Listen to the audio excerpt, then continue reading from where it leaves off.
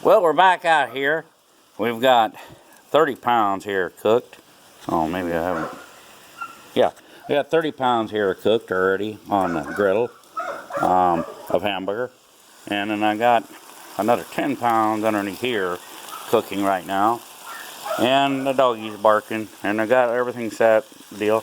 And I always carry one of these things because you never know what you might have to have. You got to have a little bit of thermostat. You want to at least hit 160.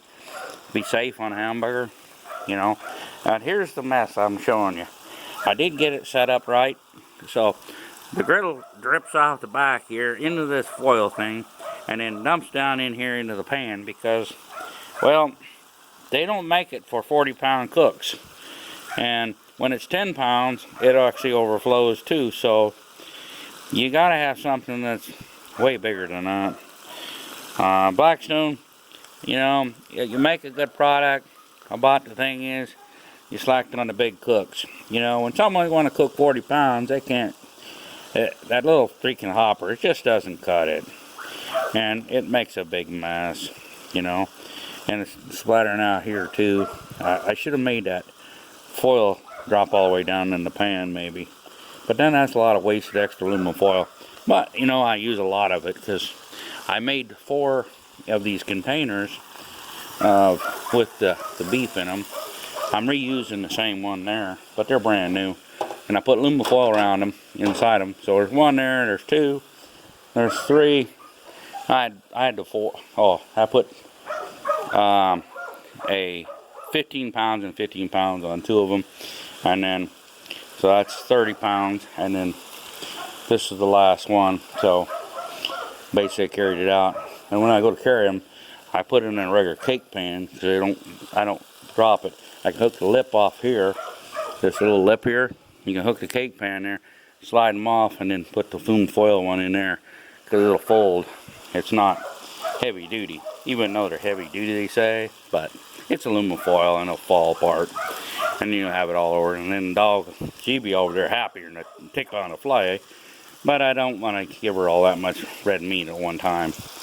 She'd have a case of the shits, so I don't want to do that. But the wild varmints, I think, will definitely enjoy this hamburger grease, don't you guys? Mix a little bit of dog food with it, and stir it all up in there. And this way the critters can eat all they want to. I know there's some wildlife out here, and they need some stuff, and I'll put some worm medicine in them for them. This way they get their worm meds out here, because I don't want the critters running around here with, you know, the coons or the freaking coyotes or whatever out here and looking in my backyard. I'm in the middle of nowhere. This is the middle of nowhere. You know, I live in my RV because my house got destroyed by crime. So I live in the middle of nowhere, and I put a dog kennel up in the middle of nowhere, and my garage is a small little garage. It's 40 by 55 foot, but it's my storage shed. It's for my plywood and forms, but I'm pretty much done because I blew my back out and knee problems, and hell, I found out I might have cancer. Well, they did say I have cancer, so next to my eye, so about a one-eyed individual out trying to do something in my dominating eye, so it's not good.